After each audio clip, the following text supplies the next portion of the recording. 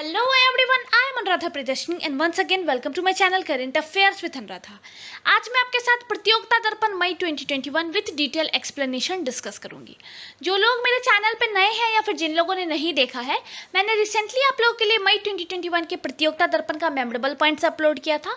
ऊपर I card में मैं आपको इसका लिंक प्रोवाइड कर दूंगी, आप एक बार इसको जरूर देख लीजिएगा। आज हम लोग मई का 2021 का प्रतियोगिता दर्पण जो है उसको डिस्कस करेंगे। जो लोग मेरे चैनल पे नए हैं प्लीज लाइक शेयर और सब्सक्राइब जरूर कीजिएगा। बेल बटन को प्रेस करके रखिए ताकि मेरे जितने भी अपकमिंग वीडियोस हो उसका नोटिफिकेशन आपके पास सबसे पहले आए। Let's start the video. चलिए, हमारा पहला न्यूज़ ही बहुत इंपॉर्टेंट है। Dada Saheb Phalke award for the year 2020। इस साल का जो दादा साहब फाल्के अवार्ड है वो रजनीकांत जी को दिया गया है। पहले मैं आपको दादा साहब फाल्के अवार्ड के बारे में बता देती हूँ। देखिए, दादा साहब फाल्के अवार्ड जो है वो इंडियन सिनेमा का हाईएस्ट अवार्ड है। It is presented annually at the national film award ceremony by the directorate of film festival and organisation set up by the ministry of information and broadcasting. 1969 से हर एक साल दिया जा रहा है। 1969 में जब पहली बार दिया गया था तो ये देविका रानी जी को दिया गया था। उसके बाद इंडियन सिनेमा के जितने भी फेमस हस्तियां हैं, जैसे लता मंगेशकर जी हैं, शशि कपूर हैं, यश चोपड़ा है, देवानंद है, और अभी रिसेंटली 2019 में अमिताभ बच्चन जी को दादा साहब फाल्के अवार्ड से नवाजा गया था। अगर मैं आपको रजनीकांत जी के बारे में बताऊं, इस साल का जो अवार्ड है दादा साहब फाल्के अवार्ड वो रजनीकांत जी को दिया गया है। ये एक लेजेंडरी एक्टर है। मोस्टली इनकी फिल्म्स जो है वो तमिल की फिल्म है और तमिलनाडु स्टेट के 4 बिगेस्ट ऑनर से भी इनको नवाजा गया है। साथ ही साथ 2000 ईस्वी में इनको पद्म भूषण से नवाजा गया है और रिसेंटली 2016 में इनको पद्म विभूषण से भी नवाजा गया था। चलिए, अब हमारा नेक्स्ट क्वेश्चन है शरण कुमार लिम्बे के बारे में। इस साल का जो सरस्वती सम्मान है इससे इनको नवाजा गया है। इस साल का जो सरस्वती सम्मान है वो 30वां सरस्वती सम्मान है। 1991 से हर एक साल दिया जा रहा है। सरस्वती सम्मान के साथ साथ इनको 15 लाख रुपीस कैश, एक साइटेशन एंड एक प्लेग्यू भी दिया गया था। इनकी नॉवेल है सनातन, इसके लिए इनको दिया गया था। बहुत इंपॉर्टेंट है, ये चीज़ आपको याद रखना पड़ेगा।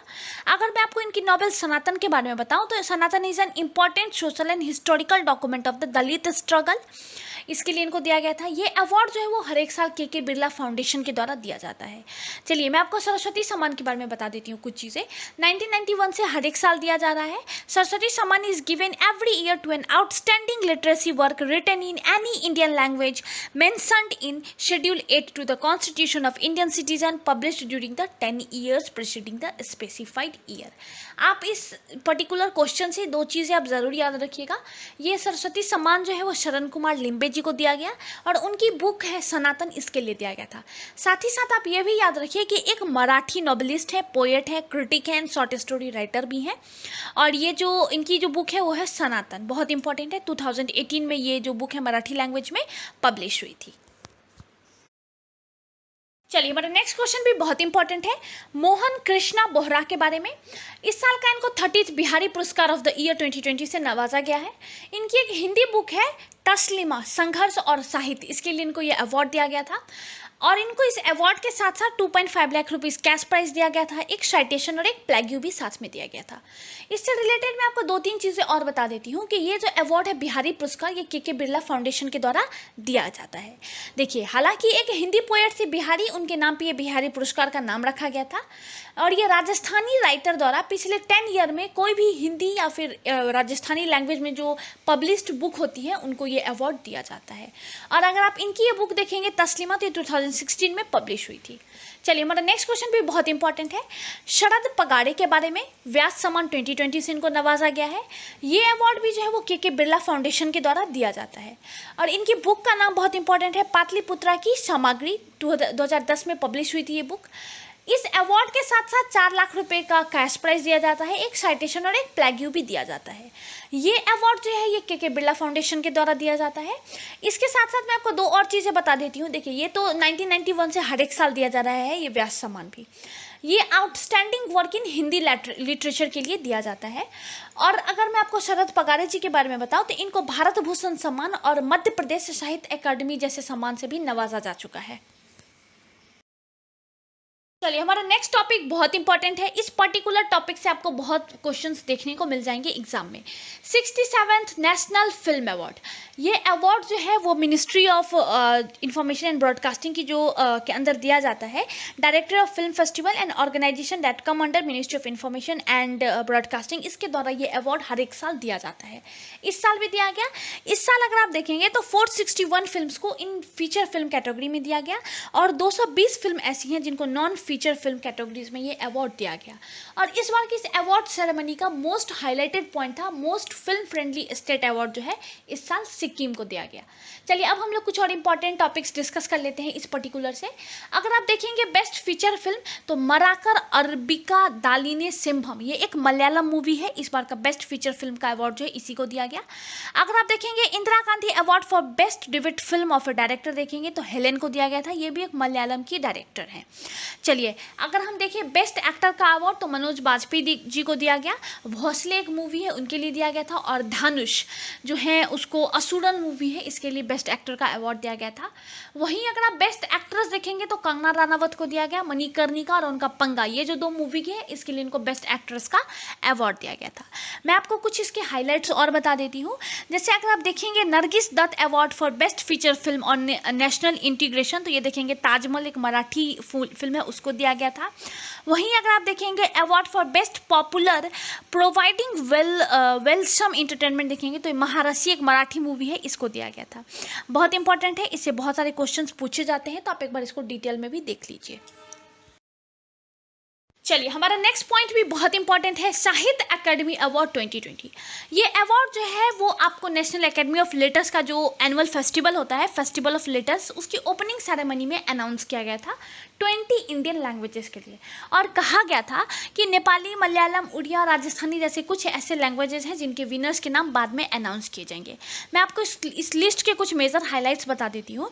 इसमें 7 बुक्स जो है वो पोइट्री के थे, जिनके अवॉर्डीज हैं उनमें 7 बुक्स जो है वो पोइट्री के थे, 4 नॉवेल्स है, 5 शॉर्ट स्टोरीज है, 2 प्ले है and 1 each of memories and epic poetry है इन 20 इंडियन लैंग्वेजेस में। एक और हाईलाइट है कि इस बार 20 पॉलिटिकल राइटर्स हैं जिनको डिफरेंट लैंग्वेजेस के लिए साहित्य अकेडमी अवार्ड से नवाजा गया था। चलिए अगर मैं आपको इंग्लिश के लिए बताऊं तो Arundhathi Subramaniam when god is a traveller, इनकी एक पोइट्री है, इसके लिए दिया गया था। हिंदी में अगर आप देखेंगे तो अनामिका टोकरी में दिगंत देर गथा एक पोइट्री है, इसके लिए हिंदी में इनको दिया गया था। वहीं अगर आप कन्नड़ में देखेंगे तो एक पॉलिटिकल राइटर है एम वीरप्पा मोइली जी, इनको दिया गया था, ये सीएम भी रह चुके हैं। श्री बाहुबली अहिंसा दिग्विजम, ये एक इपिक पोइट्री है, इसके लिए इनको कन्नड़ लैंग्वेज में साहित्य अकादमी अवार्ड से नवाजा गया था। वहीं अगर आप मैथिली में देखेंगे तो कमलकांत झा को दिया गया था। इस बार का शॉर्ट स्टोरीज है उनकी, गाछ रोसल अच्छी करके एक शॉर्ट स्टोरीज है, इनके लिए इनको इस साल का मैथिली में साहित्य अकादमी अवार्ड दिया गया था। Sahitya Akademi award was established by government of India on 12 March 1954। ये अगर आप लिटरेचर के फील्ड में देखेंगे तो ये सेकंड हाईएस्ट लिटरेसी अवार्ड है आफ्टर ज्ञानपीठ अवार्ड। बहुत इंपॉर्टेंट है ये अवार्ड, इससे बहुत सारे क्वेश्चंस पूछे जाते हैं। जैसे मैंने आपको बिहार में मैथिली लैंग्वेज का बता दिया, उसी तरीके से आप जिस स्टेट से बिलोंग करते हैं ना उसका आप ज़रूर देख लीजिएगा। देखिए एक और चीज़ मैं आपको यहाँ पे हाईलाइट कर देती हूँ, संस्कृत जो होता है उसके लिए महेश चंद्र शर्मा गौतम जी को दिया गया था। इनका एक नॉवेल है वैशाली, इसके लिए दिया गया था। देखिए मैं आपको संस्कृत का इसलिए हाईलाइट करके बता दे रही हूँ क्योंकि आप इस बार की गवर्नमेंट का अगर देखेंगे तो संस्कृत पे काफ़ी ज़्यादा फोकस कर रहा है, तो हो सकता है आपसे एग्जाम में संस्कृत के लिए किसको साहित्य अकादमी अवार्ड दिया गया था पूछा जा सके। इसी तरह आप जिस स्टेट का, अगर आप कोई भी स्टेट लेवल का एग्जाम दे रहे हैं तो आप अपने स्टेट का ज़रूर देख लीजिएगा कि कौन सी आपके स्टेट की लैंग्वेज है और उस लैंग्वेज के लिए किनको साहित्य अकादमी अवार्ड दिया गया था और उनकी नॉवेल या बुक की क्या नाम है वो भी आप एक बार ज़रूर देख लीजिएगा। बहुत इंपॉर्टेंट है, ये सेकेंड हाईएस्ट लिटरेरी अवार्ड है आफ्टर ज्ञानपीठ अवार्ड। चलिए हमारा नेक्स्ट पॉइंट भी बहुत इंपॉर्टेंट है, मैरीन स्पेटियल प्लानिंग। ये बहुत इंपॉर्टेंट है, अगर आप पीडी उठा करके देखेंगे तो इसके फ्रंट पेज का ये न्यूज़ है। देखिए मैं पहले आपको एमएसपी के बारे में बता देती हूँ कि है क्या।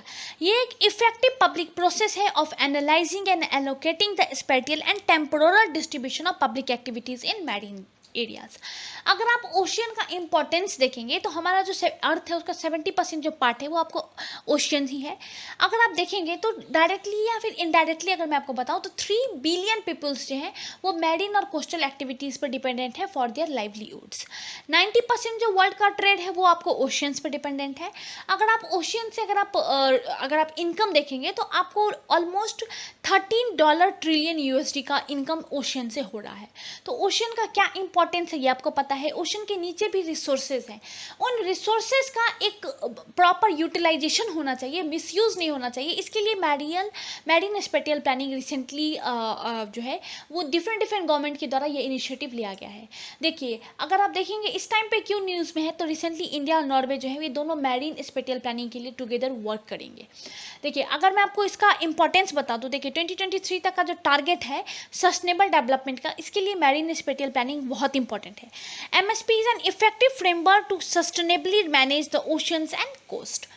देखिए अगर मैं आपको बताऊं तो सस्टेनेबल ओशन रिसोर्सेज के यूटिलाइजेशन के लिए to advance economic and social development in coastal areas के लिए एमएसपी को रिसेंटली तैयार किया गया है। इंडिया नॉर्वे जो है इसके लिए दोनों ज्वाइंटली काम करेंगी। ये जो एमएसपी है वो ministry of earth science through national centre for coastal research के द्वारा इम्प्लीमेंट किया जाएगा।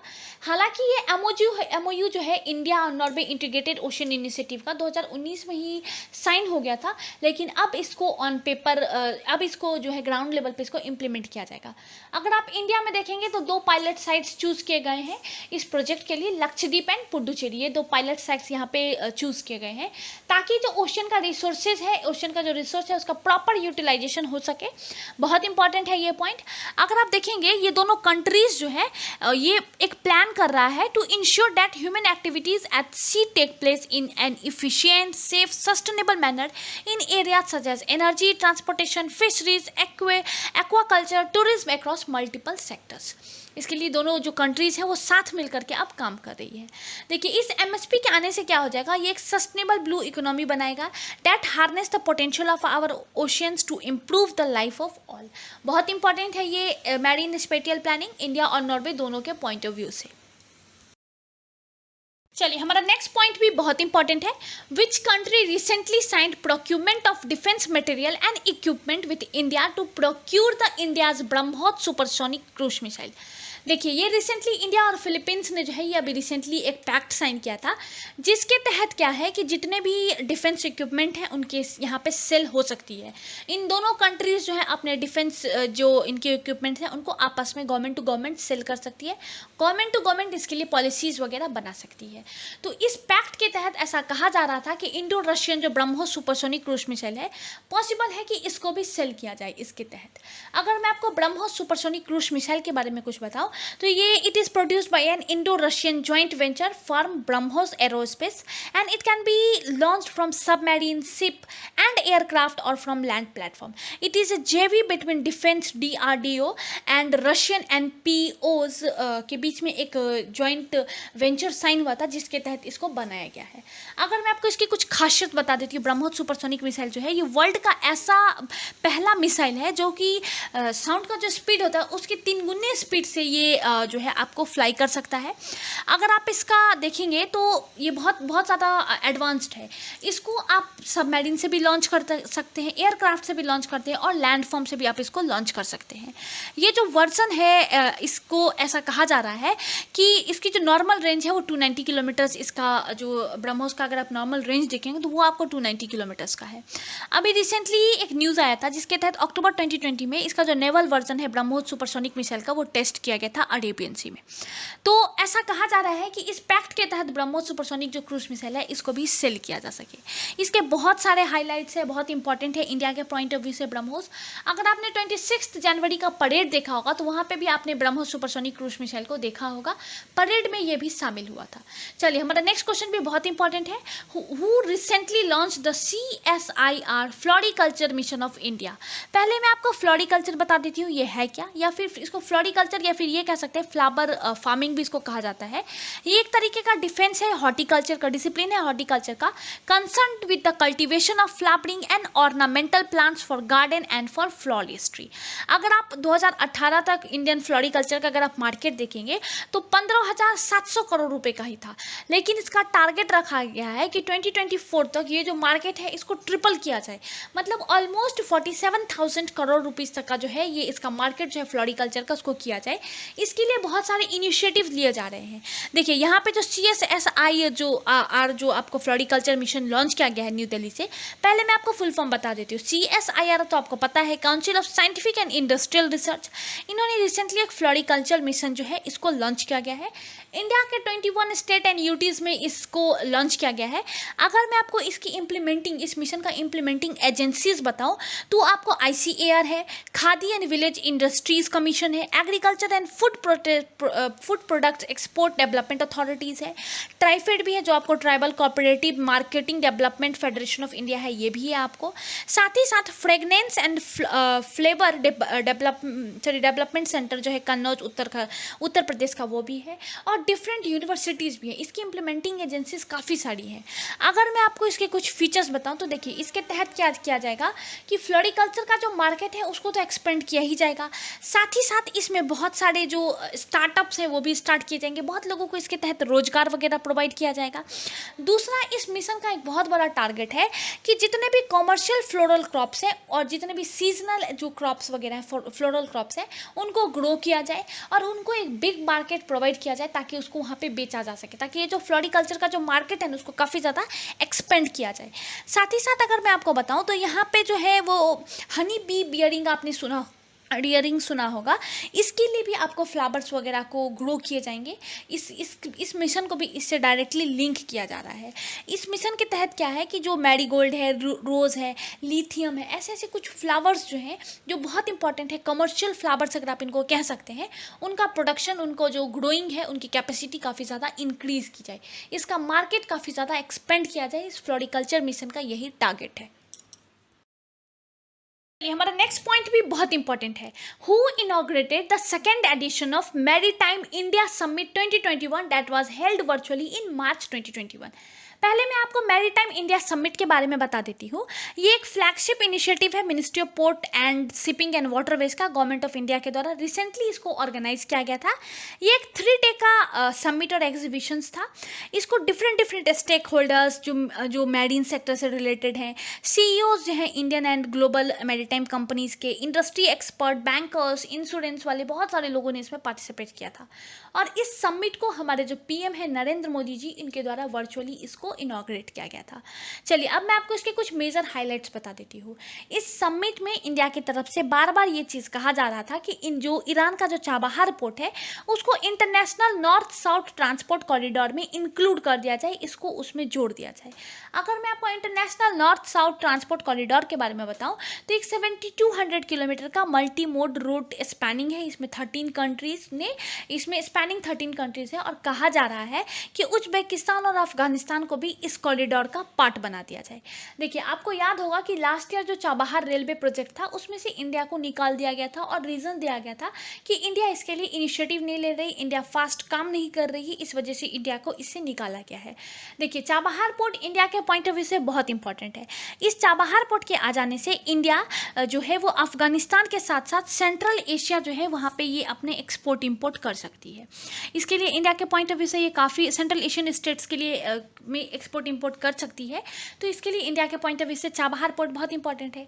लेकिन उसका एक रास्ता तो बंद हो चुका है, वो चाबहार रेल प्रोजेक्ट से जब इंडिया को निकाल दिया गया तो वो रास्ता तो इंडिया का बंद हो चुका है। तो इंडिया ये प्रपोज कर रही है बार बार कि चाबहार पोर्ट को international north south transport corridor में जोड़ दिया जाए, ताकि इंडिया जो है वो इन डिफरेंट कंट्रीज़ के साथ जो है वो अपने एक्सपोर्ट इंपोर्ट को ईजिली कर सके, बहुत ज़्यादा टाइम टेकन ना हो। साथ ही साथ इंडिया इस पॉइंट को भी रख रही है कि इस इस कोविड-19 के टाइम पे इंडिया अफगानिस्तान, उज्बेकिस्तान जैसी जो कंट्रीज़ हैं उनको काफ़ी ज़्यादा मदद करना चाह रही है और कर रही है। इसलिए इस चाबहार पोर्ट का इम्पोर्टेंस जो है वो काफ़ी ज़्यादा है और इसको एक बहुत इंपॉर्टेंट रोल प्ले करता है in shipping humanitarian aids to Afghanistan amid the COVID-19 pandemic and India recently supplied heavy cranes to boost its capacities। चलिए, बहुत इंपॉर्टेंट था ये न्यूज़ भी। हमारा सेकेंड न्यूज़ भी बहुत इंपॉर्टेंट है। What is the theme of second edition of global bio India 2021 that was held virtually from new Delhi. देखिए, इसका जो पहले आप देख लीजिए, ये इसका टैगलाइन ही बहुत ज़्यादा इंपॉर्टेंट है। ये जो ग्लोबल बायो इंडिया 2021 है, ये वर्चुअली अभी रिसेंटली ऑर्गेनाइज किया गया था। 3 डे लॉन्ग एक ये समिट था, वर्चुअली ऑर्गेनाइज किया गया था। इसको इनॉग्रेट हमारे यूनियन मिनिस्टर जो है डॉक्टर हर्षवर्धन जी, इनके द्वारा किया गया था।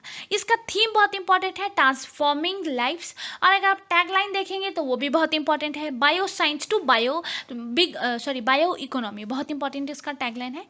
यहाँ पे अगर आप देखेंगे तो हमारे जो यूनियन फाइनेंस मिनिस्टर हैं निर्मला सीतारमण जी, उन्होंने इसके इनॉग्रल सेरेमनी में एड्रेस किया था। कंट्री पार्टनर में अगर आप देखेंगे तो स्विट्जरलैंड एंड नीदरलैंड को, वहीं अगर आप पार्टनर स्टेट्स देखेंगे तो कर्नाटका एंड उड़ीसा। बहुत इंपॉर्टेंट है, बहुत सारे एग्जाम्स में पूछा जाता है, तो आप कंट्री पार्टनर्स याद रखिएगा, स्विट्जरलैंड एंड नीदरलैंड। वहीं अगर आप स्टेट पार्टनर्स देखेंगे तो कर्नाटका एंड उड़ीसा है।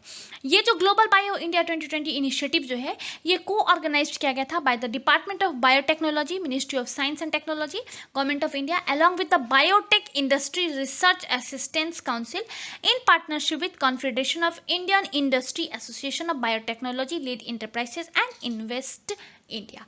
ये न्यूज़ भी बहुत ज़्यादा इंपॉर्टेंट है। बट नेक्स्ट क्वेश्चन भी बहुत इंपॉर्टेंट है। Which organisation initiated the international astronomical search collaboration as a part of its citizen science project through which Indian students have discovered 80 new asteroids. ये जो इनिशिएटिव है वो नासा के द्वारा लिया गया है। नासा का एक प्रोग्राम था, नासा सिटीजन सर्विस प्रोजेक्ट। उसी के तहत जो है इंडियन स्टूडेंट्स ने, अभी रिसेंटली बहुत ज़्यादा न्यूज़ में रहा था कि 18 न्यू एस्ट्रॉइड्स जो है वो इंडियन स्टूडेंट्स के द्वारा डिस्कवर किए गए हैं। अगर आप देखेंगे, ये इंडियन स्टूडेंट्स जो हैं वो इसका पार्ट बने थे of the international asteroid discovery project conducted by STEM and space, an organisation which work toward learning of astronomy and space science in India. ये जो प्रोग्राम है वो conducted by STEM and space along with the international astronomical search collaboration as a part of NASA citizen service project था। ये over the period of 2 years की जो discovery है उसके तहत 150 इंडियन स्टूडेंट्स जो थे फ्रॉम ऑल ओवर इंडिया, उन्होंने इस प्रोग्राम में पार्टिसिपेट किया था। और इस प्रोग्राम के तहत लार्जेस्ट एस्ट्रॉइड डिस्कवरी प्रोजेक्ट जो था, इसको अंजाम तक लेके गया था, जिसके तहत इंडियन स्टूडेंट्स जो थे उन्होंने 18 न्यू एस्ट्रॉइड्स जो है उनको डिस्कवर किया था। चलिए, हमारा नेक्स्ट क्वेश्चन भी बहुत इंपॉर्टेंट है। PM Narendra Modi participated in a virtual summit with his Swedish counterpart where they decided to establish a Sweden India health hub. Where is health hub planned to be established. ये जो health hub है वो अभी recently Sweden India health hub जो है वो AIIMS Jodhpur Rajasthan में इसको क्रिएट किया जाएगा। इसका प्लानिंग है इसको वहाँ पे एस्टैब्लिश करने का। Sweden announced decision to join the international solar alliance. Both sides reaffirmed their commitment to join global initiative called the Leadership Group for Industry Transmission। इन दोनों पार्ट की जब मीटिंग हुई थी उसमें इन सारी चीज़ों पर डिस्कशन हुआ था और इन सारी चीज़ों को डिसाइड किया गया था।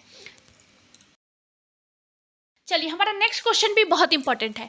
विच countries national security advisor visited India for participating in countries first strategic and counter terrorism dialogue with India. तो रिसेंटली जो नाइजीरिया का काउंटर पार्ट था और इंडिया, इन दोनों के बीच में first strategic counter terrorism dialogue organise किया गया था। इंडिया की तरफ से जो हमारे एनएसए हैं, नेशनल सिक्योरिटी एडवाइजर अजीत के डोभाल जी, उन्होंने पार्टिसिपेट किया था। वहीं अगर आप नाइजीरिया की तरफ से देखेंगे, वहाँ के जो नेशनल सिक्योरिटी एडवाइजर हैं मेजर बागाना मोगुना, उन्होंने इंडिया विजिट किया था। इस डायलॉग में बहुत सारे मेजर पॉइंट्स पर डिस्कशन हुआ था। जैसे अगर आप देखेंगे तो दोनों जो कंट्री है वो क्या थ्रेट्स एंड चैलेंजेस फेस करती है by the Nations from terrorism, extremism, international crimes, arm, drug smuggling and piracy के लिए, इन सारी चीज़ों पर डिस्कशन हुआ था। साथ ही साथ कुछ स्पेसिफाइड एरियाज थे, उनमें कॉपरेशन के लिए भी यहाँ पे बहुत सारे एग्रीमेंट वगैरह साइन हुए थे। चलिए, यहाँ पे मैं आपको कुछ और इंपॉर्टेंट चीज़ें बता दूँ। नाइजीरिया जो है इसको officially federation Republic of Nigeria Nigeria कहा जाता है, फेडरल रिपब्लिक ऑफ नाइजीरिया कहा जाता है। ये एक वेस्ट अफ्रीका का कंट्री है bordering niger in the north. अगर आप यहाँ के प्रेसिडेंट देखेंगे तो मुहम्मदू बुहारी यहाँ के प्रेसिडेंट है। करेंसी देखेंगे तो नाइजीरियन नाइडा है और कैपिटल देखेंगे तो अम्बुजा है। एक और चीज़, यहाँ का एक बहुत फेमस सिटी है जिसका नाम है आपको लागोस। ये मोस्ट पॉपुलर सिटी है in the country and African continent as well as one of the largest metropolitan area in the world. बहुत इंपॉर्टेंट है ये क्वेश्चन भी। चलिए हमारा नेक्स्ट क्वेश्चन है, recently Indian navy successfully conducted the maiden flight trial of the indigenously developed advanced light torpedo Shyena. बहुत important है ये क्वेश्चन भी। अगर मैं आपको शेयन के बारे में बताऊं तो एक एंटी सबमरीन टॉर्पेडो है developed by the naval science and technological laboratory a lab of DRDO। इनके द्वारा रिसेंटली इसको डेवलप किया गया है। It was fired from Indian navy's Ilyushin 238 patrol aircraft से इसको रिसेंटली लॉन्च किया गया है। अगर मैं आपको सेना के बारे में बताऊं, हालांकि ये इंडियन नेवी में 2012 में ही ये जुड़ गया था, इंडक्ट हो गया था and is used as a part of anti submarine warfare. It is capable of tracking multiple targets and can be launched from both ship and rotary aircraft. It has a range of 19 kilometre. ये भी India के point of view से बहुत important है। हमारा next question है, Nisar synthetic aperture radar is joint earth observation satellite mission of ISRO and NASA. अगर मैं आपको इसका फुल फॉर्म बता दूं, NISAR का फुल फॉर्म अगर मैं आपको बता दूं तो इसका फुल फॉर्म है आपको नासा एंड इसरो सार। ये इसका पूरा फुल फॉर्म है, which is capable of production of high resolution images. इसके लिए इसको यूज़ किया जा रहा है। इन दोनों इसरो और जो नासा इसके द्वारा यूज़ किया जा रहा है। It will be use for joint earth observation satellite mission of ISRO and NASA. इसके लिए इसको यूज़ किया जाएगा। अगर आप देखेंगे तो इसका जो रडार है वो पेंट्रेट करता है क्लाउड्स को and darkness enabling NISAR to produce high quality images around the clock in any weather. NISAR is first satellite mission to use two different radar frequencies, L band और S band। इसमें दोनों use किया जाएगा to measure changes in our earth surfaces. Agreement for developing NISAR was signed between NASA and ISRO in 2014। अगर आप ये earth observation mission जो है जिसका टारगेट है लॉन्च करने का 2022 में फ्रॉम इसरो श्रीहरिकोटा स्पेसपोर्ट, उसी का ये एक पार्ट है, इसी का एक टारगेट है। बहुत इंपॉर्टेंट है ये इंडिया के पॉइंट ऑफ व्यू से। अगर मैं आपको इस मिशन का पर्पस बता दूं तो देखिए इसका पर्पस है to measure earth changing ecosystem, dynamic surfaces and ice masses, providing information about biomass, natural hazards, sea level rises and ground water. The mission will help in better understanding of causes and consequences of land surface changes and to increase our ability for cropping with global changes. बहुत important है NISAR भी India और NASA दोनों के point of view से। चलिए हमारा next question भी बहुत इंपॉर्टेंट है। In March 2021 India's ISRO and its Japanese counterpart JAXA reviewed the progress of the joint lunar polar exploration mission. When is LUPEX targeted to land on the moon's south pole. देखिए ये जो LUPEX mission है ये India का जो इसरो है और Japanese counterpart JAXA, जिसको हम जापान एरोस्पेस एक्सप्लोरेशन एजेंसी भी कहते हैं, इन दोनों का एक जॉइंट इनिशिएटिव है। अभी रिसेंटली इसको रिव्यू किया गया है, इसके प्रोग्रेस को रिव्यू किया गया है। अगर मैं आपको ल्यूपेक्स के बारे में बताऊं, इस मिशन के बारे में, तो एक रोबोटिक लूनर मिशन है that aim to send a lander and a rover to moon's south pole in the year 2024। अभी रिसेंटली एक वर्चुअल मीटिंग हुई थी जिसमें इन्होंने ये जो दोनों काउंटर पार्ट हैं इन्होंने इसकी प्रोग्रेस को पूरी डिटेल में इसको एनालाइज किया था। चलिए अगर मैं आपको इस ल्यूपेक्स मिशन का बेसिक ऑब्जेक्टिव बता दूं तो इसका बेसिक ऑब्जेक्टिव है observation of areas where water is believe to exist on the moon, obtain ground data on the quantity of water, understanding distribution, conditions, form and other parameters of lunar water resource in the polar region, obtain data on the quantity and form of water resources present on moon।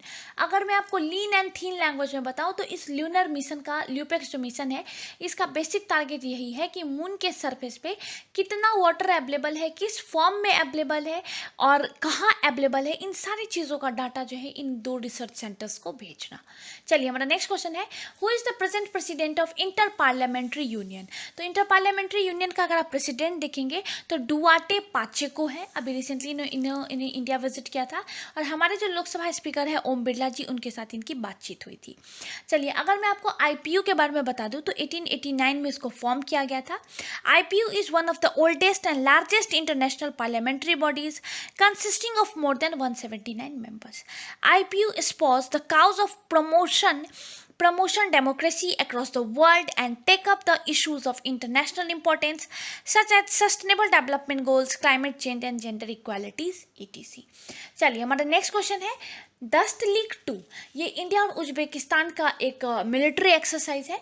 अभी recently Ranikhet में organise किया गया था, रानीखेत उत्तराखंड में organise किया गया था। अगर मैं आपको बताऊं, इसका फर्स्ट एडिशन जो है वो 2019 में ऑर्गेनाइज किया गया था। ये इसका सेकेंड एडिशन था annual bilateral joint military exercise का। इसमें इंडियन आर्मी ने और उज्बेकिस्तान की जो आर्मी है दोनों ने पार्टिसिपेट किया था। 3 दिन का ये 10 मार्च से 19 मार्च तक के बीच में ये जो दस्त लीग है, दस्त लीग 2, इसको ऑर्गेनाइज किया गया था रानीखेत में। बेसिकली अगर देखेंगे तो ये एक्सरसाइज जो है वो फोकस करता है counter insurgency and counter terrorism skills of both side.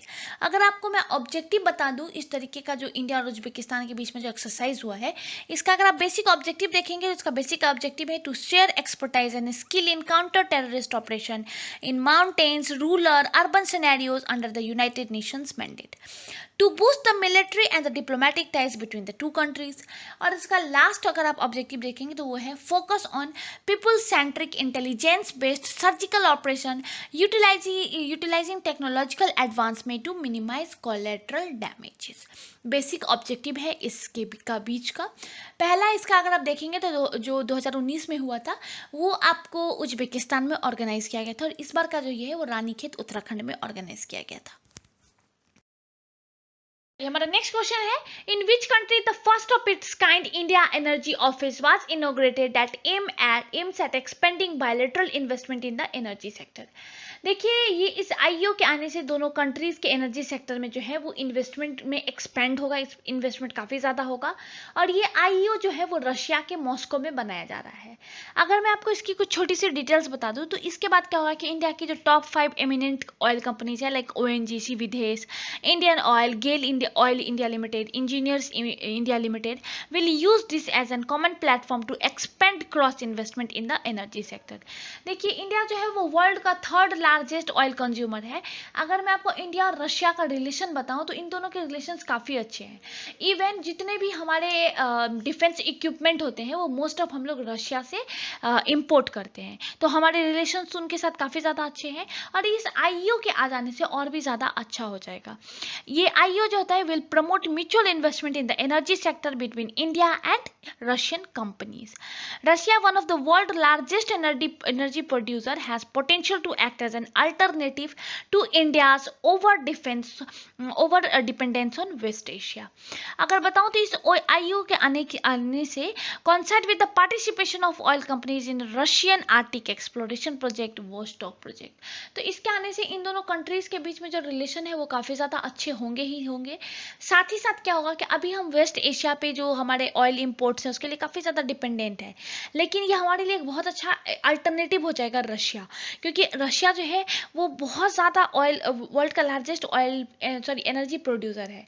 तो अगर कभी भी खुदा न खास्ता हमारे अगर रिलेशन वेस्ट एशियन कंट्रीज़ के साथ ख़राब होते हैं तो हम अपने एनर्जी सेक्टर्स के लिए रशिया पर डिपेंडेंट हो सकते हैं। चलिए, हमारा नेक्स्ट क्वेश्चन भी बहुत इंपॉर्टेंट है।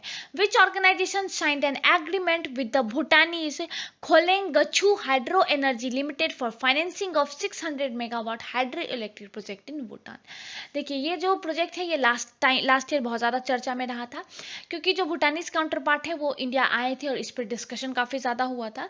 ये 600 मेगावाट का हाइड्रो इलेक्ट्रिक प्रोजेक्ट भूटान में बनाया जा रहा है। इंडियन गवर्नमेंट और भूटानीज गवर्नमेंट दोनों मिलकर के बना रही है। इसकी फंडिंग जो है वो 50-50 की रहेगी, लेकिन इनिशियल की जो फंडिंग है वो आपको इंडियन गवर्नमेंट ही करेगी, और इसके कुछ एग्रीमेंट्स है कि आफ्टर 30 ईयर ऑफ कंप्लीशन जब इंडियन गवर्नमेंट को उनके पैसे रिटर्न मिल जाएंगे तो ये जो प्रोजेक्ट है वो कंप्लीटली भूटानीज गवर्नमेंट का हो जाएगा। इसके लिए जो अभी रिसेंटली एक एग्रीमेंट साइन हुआ है for financing of 600 megawatt hydro electric project in Bhutan.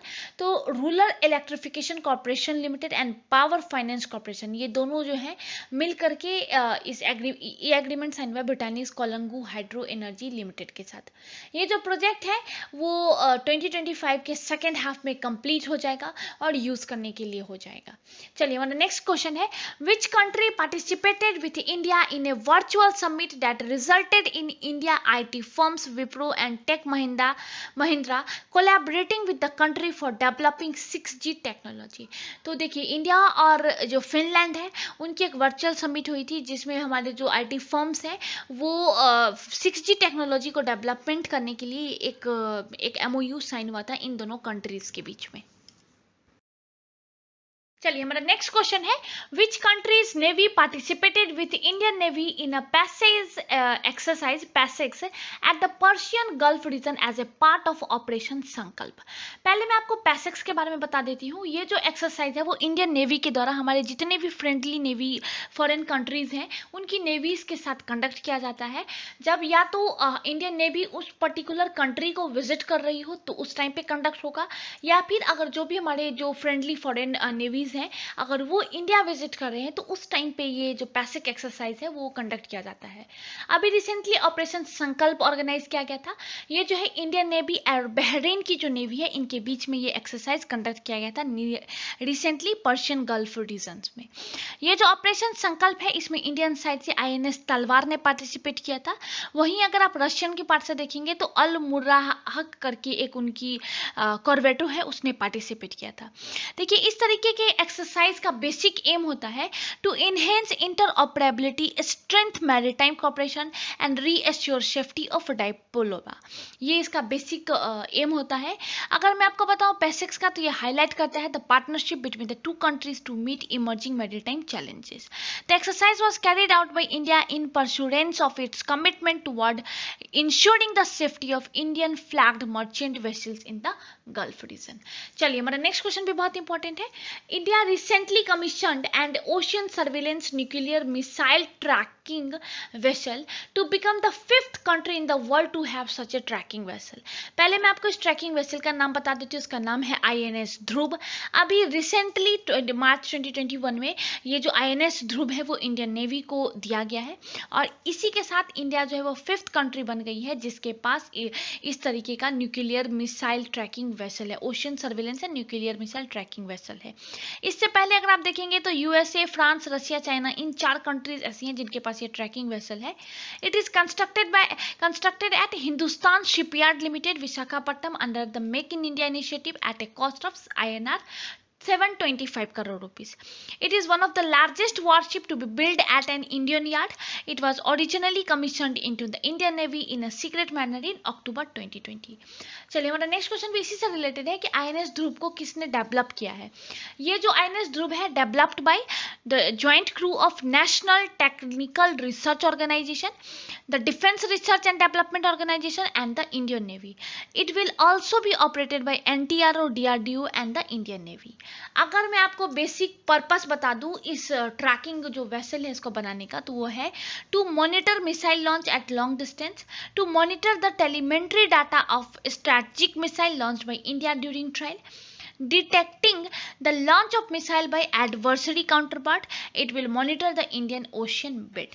ये बहुत इंपॉर्टेंट है इंडिया के पॉइंट ऑफ व्यू से। ये एक तरीके का एडवांस ट्रैकिंग वेसल है जिसको अभी रिसेंटली इंडिया ने टोटली मेड इन इंडिया है, इंडिया में इसको तैयार किया गया है और अभी रिसेंटली इंडियन नेवी को ये सौंपा गया है। चलिए हमारा नेक्स्ट क्वेश्चन भी बहुत इंपॉर्टेंट है। Where is CSIR NIO conducting a 90-day scientific cruise mission to conduct genome mapping in India, genome mapping in single celled organism to strengthen India's biotechnology research. तो ये जो 90 डे का scientific cruise mission है वो Indian ocean में recently organise किया गया था। हमारा नेक्स्ट क्वेश्चन है, Italy joined recently at the international solar aliens after signing the amendment ISA framework Framework Agreement. How many countries have signed and ratified the ISA Framework Agreement as of March 19, 2021? तो मार्च 19 तक अगर आप देखेंगे तो 73 countries ने ISA Framework Agreement जो है इसको साइन किया था। पहले मैं आपको ISA के बारे में बता देती हूँ, जिसका फुल फॉर्म है इंटरनेशनल सोलर एलियंस। ये इंडियन प्राइम मिनिस्टर जो नरेंद्र मोदी हैं और फ्रेंच प्रेसिडेंट जो थे उनके द्वारा 2015 में इसको लॉन्च किया गया था। United nation climate change conference जो हुआ था पेरिस में, वहाँ पे इसको लॉन्च किया गया था। It is an aliens of over 121 countries. At present 70 countries have signed and ratified the ISA Framework Agreement. अगर आप इसका बेसिक ऑब्जेक्टिव देखेंगे ISA का, तो वो है to work for efficient consumption of solar energy for reducing dependence on fossil fuel. It aimed to contribute to the implementation of the Paris Climate Agreement through the massive deployment of solar energy. देखिए इसका headquarter जो है वो गुरुग्राम हरियाणा में है। At present देखेंगे तो इसके जो करंट डायरेक्टर अगर आप देखेंगे तो अजय माथुर जी हैं। अभी के टाइम पे ISA को 121 कंट्रीज़ ने साइन किया हुआ है। 121 कंट्रीज़ ने इसको इस एग्रीमेंट को साइन किया हुआ है। चलिए मेरा नेक्स्ट क्वेश्चन है, which countries participated alongside India in the 6th IBSA women's forum meeting that was held virtually chaired by union minister Smriti Irani. पहले मैं आपको IBSA का फुल फॉर्म बता देती हूँ, India, Brazil and south Africa. ये एक IBSA अगर आप देखेंगे बेसिक IBSA तो 2003 में इस्टेब्लिश हुआ था। 2004 में इसको फंड वगैरह IBSA फंड इस्टेब्लिश हुआ था और ये 2006 से ऑपरेशनल हो गया था। लेकिन वही IBSA वुमेन फोरम जो है 2007 में इस्टेब्लिश हुआ था। बेसिकली अगर आप देखेंगे IBSA वुमेन फोरम तो इसका एम था to enable the voice of women in IBSA to be heard and to ensure more focused attention on women's issues and empowerment.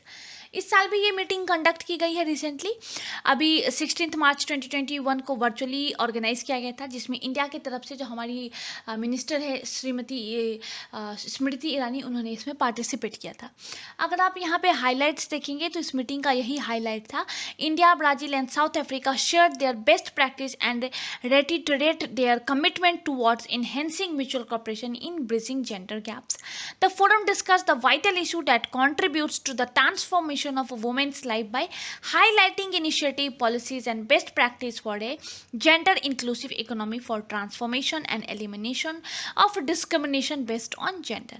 A joint declaration highlighted the shared IBSA goal and commitment towards achieving gender equality in all the sphere of life was issued. अगर मैं आपको lean and thin language में बताऊँ तो ये जो IBSA women forum meeting है, यहाँ पे बेसिकली वुमेन एम्पावरमेंट, जेंडर जो इक्वालिटीज़ होती है, इनके जितने भी इश्यूज होते हैं उनके रिलेटेड पॉलिसीज़ वगैरह को यहाँ पे डिस्कस किया जाता है। ये जो 4 कंट्री है, इंडिया, ब्राज़ील एंड 3 कंट्रीज है, India, Brazil and south Africa, इनकी जो भी जेंडर इनक्वालिटीज़ को लेकर के इश्यूज़ होती है, वुमेन से रिलेटेड इश्यूज़ होती है, यहाँ पे इनको डिस्कस किया जाता है। उससे रिलेटेड जो पॉलिसीज़ वगैरह होती हैं यहाँ पे इसको बनाया जाता है। इसका बेसिक एम इसका यही था। चलिए अब मेरा नेक्स्ट क्वेश्चन है, which country recently become the first in Europe to conduct a military exercise in space named Asterix. तो ये जो एक्सरसाइज है वो अभी रिसेंटली फ्रांस जो है उसमें कंडक्ट किया गया ये मिलिट्री एक्सरसाइज। चलिए मेरा नेक्स्ट क्वेश्चन है, which 2 countries jointly collaborated with Sri Lanka cabinet for developing and maintenance of the West Container Terminal at Colombo South Port। तो यहाँ पे जो अभी रिसेंटली है वो इंडिया एंड जापान जो है इसने अभी रिसेंटली श्रीलंका के साथ कोलैबोरेट किया है for developing and maintenance of the West Container Terminal at Colombo South Port। चलिए हमारा नेक्स्ट क्वेश्चन है, which organisation release the report connecting to thrives challenges and opportunities of transport integration in eastern South Asia that highlights India's potential to increase its GDP by 8%। तो ये जो report है वो world bank के द्वारा release किया गया था। इस रिपोर्ट के हिसाब से India, Bangladesh have the potential to increase their national GDP by 8% in India, in particular road connectivity, and 17% in Bangladesh with seamless transportation connectivity between the two countries, ये इसका मेजर हाईलाइट था। ये रिपोर्ट सजेस्ट करता है कि Bangladesh, Bhutan, India, Nepal, eastern sub region countries become an economic growth pole for South Asia. चलिए हमारा next question है, which country chaired the first meeting of BRICS contact group on economic and trade issues that was held in March 2021। तो ये जो meeting है BRICS contact group की, इसको chair करता है इस साल इंडिया। इसका थीम भी बहुत इंपॉर्टेंट है, BRICS at 15 intra BRICS corporation for continuity, consolidation and consequences, ये इसका थीम था, ये भी बहुत इंपॉर्टेंट है। India under its chairmanship for 2021 present a calendar of event for BRICS CGETI 2021. The event comprises priority area for deliverable, schedule and scope of MSME roundtable conference workshop on service statistics and BRICS trade fair. It was followed by several presentations made by the concerned department on proposed deliverable during India's chairmanship under the BRICS CGETI track. बहुत important है ये, इसका theme बहुत important है, आप एक बार ज़रूर देख लीजिए। देखिए इस बार का जो मई का पीडी है बहुत इंपॉर्टेंट है, मैं आपको बार बार सजेस्ट कर रही हूँ, आप इसको एक बार थॉरोली ज़रूर पढ़ लीजिएगा, क्योंकि इस पीडी में सारे ही न्यूज़ अगर आप देखेंगे तो इंपॉर्टेंट ही, वैसे हालांकि हर एक पीडी का इंपॉर्टेंट होता है, लेकिन इसमें जितने भी न्यूज़ हैं ना वो आप ऐसे न्यूज़ हैं जो आपको एग्ज़ाम में फ्रिक्वेंटली पूछे जाते हैं। तो मेरा यही सजेशन है, आप एक बार इसको थॉरोली भी ज़रूर पढ़ लीजिए। चलिए हमारा नेक्स्ट क्वेश्चन भी बहुत इंपॉर्टेंट है, the late president John Pombe Magufuli hails from which country. ये जो मुगुफुली जी हैं वो तंजानिया से बिलोंग करते हैं, तंजानिया के प्रेसिडेंट थे ये। अभी रिसेंटली 17 मार्च 2021 को इनका देहांत हो गया था। इनकी पॉलिटिकल पार्टी बहुत इंपॉर्टेंट है, क्षमा छा मफिदुजी करके इनकी पॉलिटिकल पार्टी है, जिसके ये कैंडिडेट थे और ये 2015 से 2021 तक प्रेसिडेंट के पद पे थे। इनके देहांत के बाद वहाँ की जो फर्स्ट फीमेल प्रेसिडेंट है, वाइस प्रेसिडेंट है सामिया हसन सुगलू जी, इन्हीं को वहाँ की फर्स्ट फीमेल प्रेसिडेंट के पद पे दिया गया है। अब वहाँ की न्यू प्रेसिडेंट है शामिया सुलू हसन और ये पहली महिला प्रेसिडेंट है तंजानिया की। चलिए हमारा नेक्स्ट क्वेश्चन है, who was appointed as the 4th CSI chief statistician of India for a 2-year term. तो जीपी समानता जी जो है इनको 4th CSI बनाया गया है, ये 2 साल के टर्म के लिए है। इससे पहले अगर मैं बताऊँ इनके बारे में कुछ, तो ये एडवाइजर के पद पे रह चुके हैं in the department of statistics and information management, reserve bank of India. अब आगे के 2 साल के लिए CSI रहेंगे। इन्होंने रिप्लेस किया था डॉक्टर कशापति शिवाजी जी को, जो कि 1986 बैच के IAS ऑफिसर थे। चलिए हमारा नेक्स्ट क्वेश्चन है, who was appointed as the president of the International Olympic Committee for a 4-year term until 2025। तो थॉमस बैच जो है वो आगे के 4 साल के लिए भी IOC के प्रेसिडेंट रहेंगे, इंटरनेशनल ओलंपिक कमिटी के प्रेसिडेंट के पद पे रहेंगे। अगर मैं बताऊँ तो इनका रिसेंटली टोक्यो ओलंपिक गेम्स से पहले जो है 8 अगस्त 2021 तक इनका जो टेन्योर था वो एक्सपायर होने वाला था, लेकिन अब इनका टेन्योर जो वो 2020-25 तक के लिए रहेगा। ये 2025 तक IOC के प्रेसिडेंट के पद पे रहेंगे। चलिए हमारा नेक्स्ट क्वेश्चन है, who was the first LT governor of union territory of Jammu and Kashmir. तो GC मुर्मू जी जो थे ये फर्स्ट LT गवर्नर रह चुके थे यूनियन टेरिटरी के। ये भी बहुत ज़्यादा न्यूज़ में रहे थे, क्योंकि ये जो गिरीश चंद्र मुर्मू जी जो है इनको अभी रिसेंटली जो है अपॉइंट किया गया है chairman of the panel of external auditor of the United nation for 2021।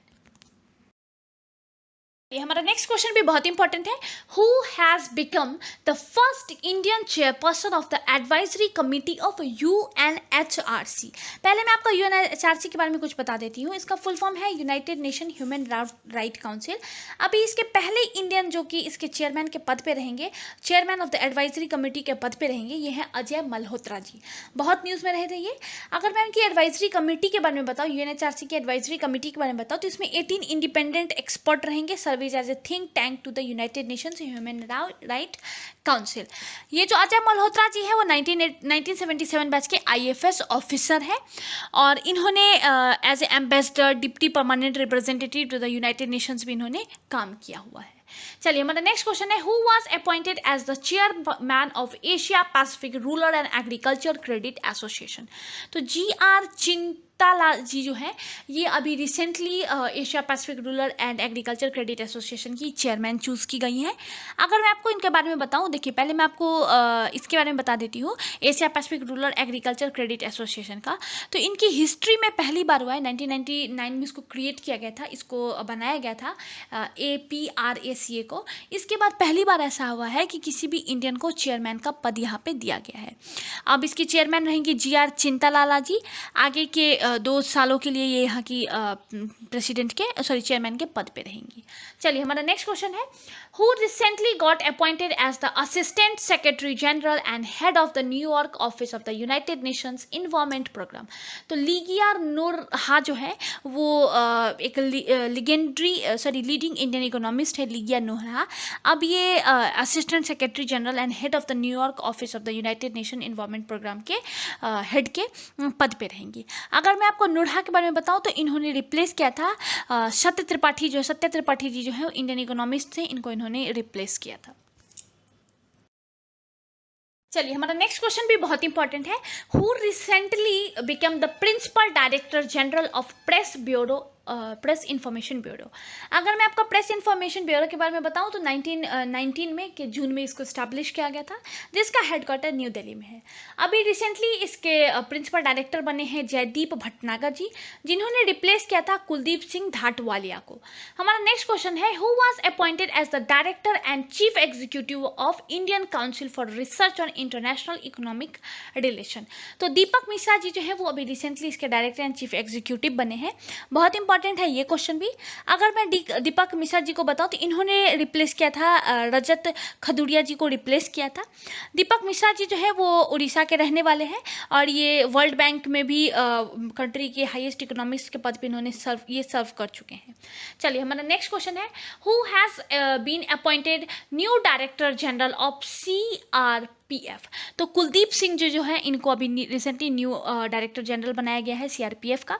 ये 1986 बैच के IPS ऑफिसर हैं, वेस्ट बंगाल कैडर के हैं। रिसेंटली ये स्पेशल DG के पद पे थे CRPF में, लेकिन अब इनको अपॉइंट किया गया है 2022 तक के लिए।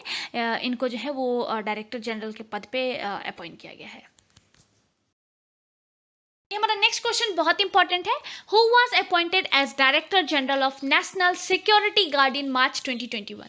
तो MA गणपति जो है वो इनको recently director general national security guard का अपॉइंट किया गया है। अगर मैं आपको इनके बारे में बताऊं तो 1986 बैच के 1986 बैच के इंडियन पुलिस सर्विसेज के ऑफिसर हैं, उत्तराखंड कैडर के थे और आगे के 4 सालों के लिए इनको डायरेक्टर जनरल के पद पे रखा जाएगा। हमारा नेक्स्ट न्यूज़ बहुत इंपॉर्टेंट है, इस टाइम पे बहुत ज़्यादा न्यूज़ में भी रहा था। Name the first transperson news presenter of Bangladesh who was recently in news. तो तशुनुवा अनंत सिसिर जो है वो 8 मार्च 2021 को, जो वुमेंस डे जिस दिन हम सेलिब्रेट करते हैं, उस दिन उन्होंने अपना फर्स्ट न्यूज़ जो था उन्होंने रिप्रेजेंट किया था। उनका फर्स्ट न्यूज़ जो था वो ऑन एयर हुआ था और इनका नाम है तशनुवा अनंत सिसिर। हमारा नेक्स्ट न्यूज़ भी बहुत इंपॉर्टेंट है, name the winner of first Arab lady of the year award. ये अवार्ड जो है वो शेख लतीफ़ा बिन मोहम्मद को दिया गया था। हमारा नेक्स्ट क्वेश्चन है, who become the first vice president and chief operating officer of federal bank of New York. तो नौरीन हसन जो है वो first vice president and chief operating officer बनी थी फेडरल बैंक की। ये एक इंडियन ओरिजिन है, इस वजह से भी ये न्यूज़ में रहा था। 25 ईयर्स की है और अभी रिसेंटली 15 मार्च को इन्होंने अपना चार्ज लिया था। चलिए हमारा नेक्स्ट क्वेश्चन भी बहुत इंपॉर्टेंट है, who recently become the 9th chief minister of Uttarakhand. अभी रिसेंटली जो है वहाँ के चीफ मिनिस्टर थे त्रिवेंद्र सिंह रावत जी, जिन्होंने रिजाइन किया था। इसके बाद तीरथ सिंह रावत जो है वहाँ के 9th चीफ मिनिस्टर के पद की इन्होंने रिसेंटली शपथ ली है। हमारा नेक्स्ट क्वेश्चन है, who was awarded with the BBC Indian sport women of the year 2020। ये अवार्ड जो है वो कोनेरू हम्पी को दिया गया है। ये एक वर्ल्ड रैपिड चेस चैंपियन है, बहुत यंगेस्ट चेस मास्टर है एट द एज ऑफ 15 और इनको रिसेंटली इस अवार्ड से नवाजा गया है।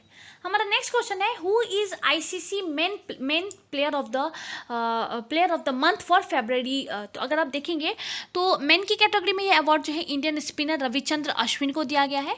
वहीं अगर आप वुमेन्स की कैटेगरी में देखेंगे तो इंग्लैंड की ओपनिंग बैटर है तमय बेउमंट, इनको women's player of the month for February अभी रिसेंटली इनको दिया गया, ये अवार्ड इनको दिया गया है। चलिए हमारा नेक्स्ट पॉइंट भी बहुत इंपॉर्टेंट है।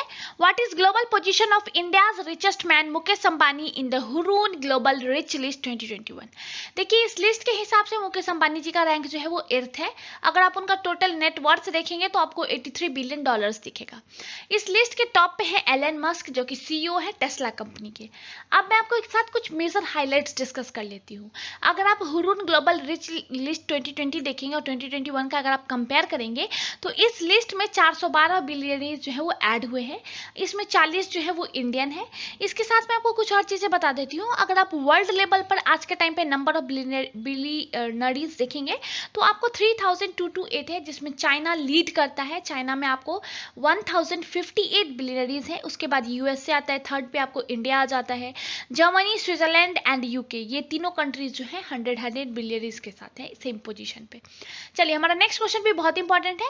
Where is India's first forest healing centre located. ये जो फर्स्ट फॉरेस्ट हीलिंग सेंटर है वो आपको रानीखेत में इनॉग्रेट किया गया है रिसेंटली। 9 मार्च 2021 को इनॉग्रेट किया गया है। ये जो आपको फर्स्ट फॉरेस्ट हीलिंग सेंटर है ये डेवलप किया जाएगा research wing of Uttarakhand forest department in the area of around 13 acres.